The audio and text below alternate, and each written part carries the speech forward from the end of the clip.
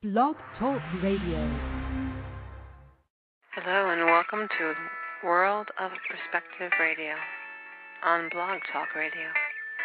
My name is Elizabeth Alron and I am your host. If you look up the words used to name this show, you will find among many others a picture or view of something for the word perspective, a realm or domain or sphere of human activity or interest for the word world. And if you look up the word human, you find sympathetic, humane. When you put the elements together, to me, it says that a world of perspective is a sympathetic and humane view of the things that matter. When you join me, you'll always find the show taking a perspective of you that will potentially be inspiring, helpful, or illuminating. Does it mean you need to take it on as your own? Hardly.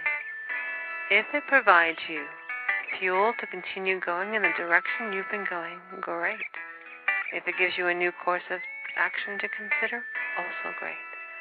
All I am desiring to do is give you some food for thought. The call-in number for the show is 347-324-5745. Thank you so much for listening, and I look forward to spending time with you. Well, it's interesting because when I wrote my book, Beyond the Secret, Spiritual Power and the Law of Attraction, as kind of a counterbalance to the popular book, The Secret, and that book came out October 2007, and I was especially on the radio a lot a year ago, January 2008. And one of the things I was saying, and some people liked it and some people didn't, is that we were in for this kind of economic collapse, that it had to happen. And one of the reasons for that was because in one of my PhD programs, I spent 5 years, which was around 2000 to 2005, researching wealth and spirituality. In other words, can you have it all and still maintain your spiritual principles? And the answer is ultimately yes, you can. But as I said in my book, Beyond the Secret, the greatest secret isn't knowing how to wish. It's knowing what to wish for. And one of the problems we were having worldwide is that they estimated around 5 to 1% of the people in the world had 90% of the world's wealth. In other words, to put it in perspective, 6.6 million people had 90% of the property and wealth of 6.6 billion. And the bottom line is that simply can't be sustained. And so, today we heard that this other multi-billionaire has bilked people out of $9 billion, et cetera, et cetera. That kind of egotistical use of the law of attraction and irresponsible use of the law of attraction, I was saying, was going to collapse. And a year ago, people were both accepting and upset about it, kind of saying, how can you be so negative? What kind of thing is that to say? We're going to attract that. Well, what I believe is happening, and what I was saying was going to happen then, is that we have created an ego view of the law of attraction, which says that we glorify the ultra-rich as being the way to be without questioning, are the ultra-rich also ethical? Are they moving humanity forward? Are they benefiting other people with their money? Are they coming from a spiritual practice? And as I researched both wealthy people now and wealthy people in history, I found that there are some very wealthy people, actually Bill Gates is one of them, who are very generous and not very ego-based in the use of their money. If you put it in perspective, Bill Gates at the time could buy a Lamborghini worth $270,000 every day, and it wouldn't mean any more to him than buying a pack of gum. Wow. I've heard things like that before, but never quite like that. That's pretty amazing perspective. Well, yes, and I was doing the statistics and figuring out, how many people could have homes for the kind of money that he had or other billionaires had, et cetera. So I think what's going on here is we are having a worldwide meltdown of the old vibrational level of the use of the law of attraction in preparation for a new level. I have a saying, you attract where you vibrate at. And there are different levels of conscious awareness.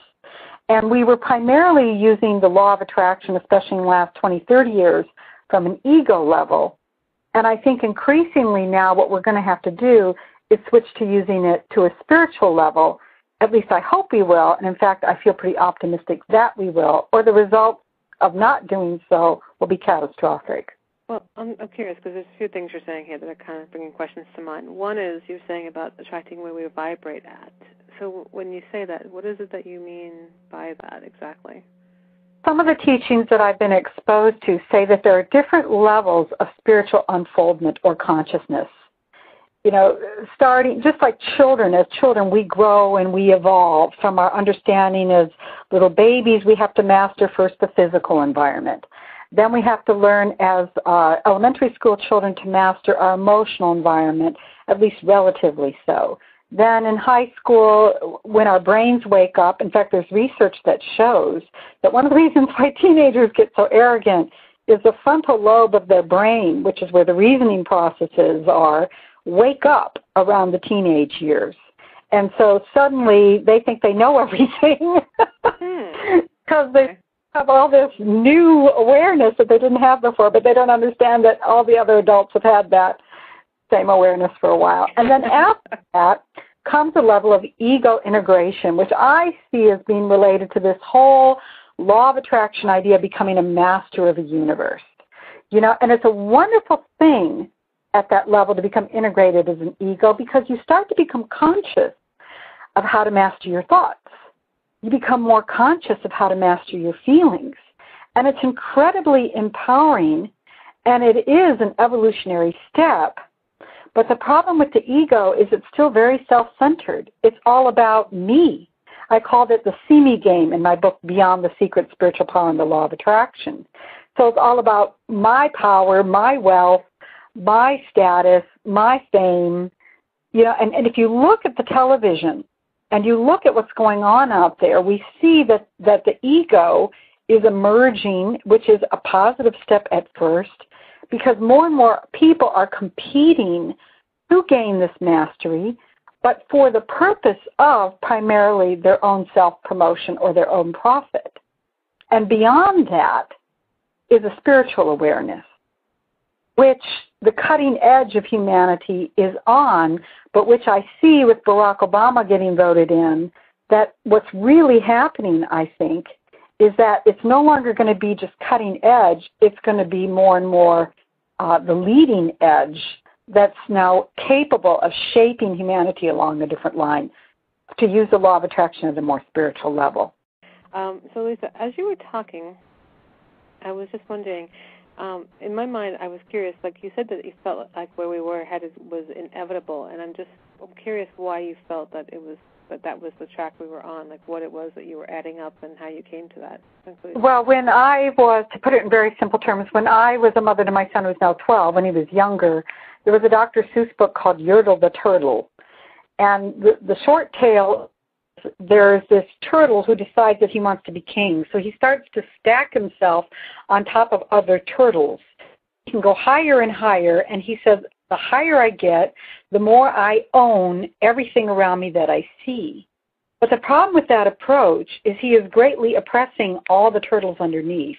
And the story ends when the turtle at the very bottom, and he's got hundreds of turtles that he's sitting on now, gets a little tired of this, and so he coughs.